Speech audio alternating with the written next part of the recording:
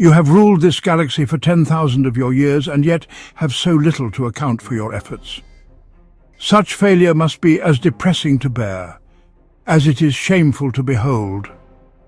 Imotekh, the Stormlord. Infamous for his supreme strategic genius, Imotekh was easily the strongest and most accomplished Necron overlord in the galaxy. But when he descended upon the frozen plains of the imperial ice world of Schrödinger 7, he was met by a force as powerful as his own. Marshal Helbrecht of the Black Templars, and his counterattack was as swift as it was formidable. Only Imotekh, as always, was 2 steps ahead, turning the battlefield into a chessboard where every move was calculated. What was intended as a crippling alpha strike was blunted by a series of impeccably planned Necron ambushes. As the frozen caverns echoed to the roar of explosions, scores of Black Templars and Necrons alike were hurled into rivers of molten cryonite. It was no longer just about power, it was about pride. Imotekh and Helbrecht met in single combat atop the stalactite-heavy ice bridge above. In the battle that followed, Helbrecht, driven by zeal and hatred, dealt Imotekh a dozen ruinous blows. But each time the Stormlord's necrodermis repaired itself in a matter of seconds.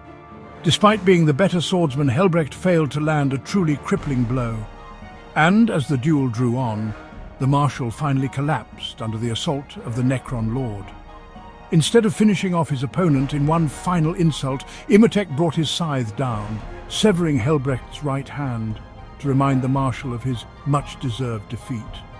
Helbrecht roared in fury and pain as Imotekh pitched him off the ice bridge to the frigid cavern floor far below. The surviving Black Templars quickly rallied to their fallen Marshal's side and made a fighting retreat, leaving Schrödinger 7 in the Stormlord's hands. Following this humiliating defeat, Helbrecht swore an oath of vengeance against the Necrons in general and Imotekh in particular. Helbrecht was left battered but unbowed, and he vowed that the next time they met, only one of them would leave the battlefield alive. So what can we learn from this saga? A lesson in contrasts. Helbrecht teaches us the drive to fight against impossible odds, even when victory seems out of reach. Imotekh, he's the master of patience, proving that intelligence and adaptability can frustrate the most fanatical assault. But it's not just about 2 leaders clashing swords.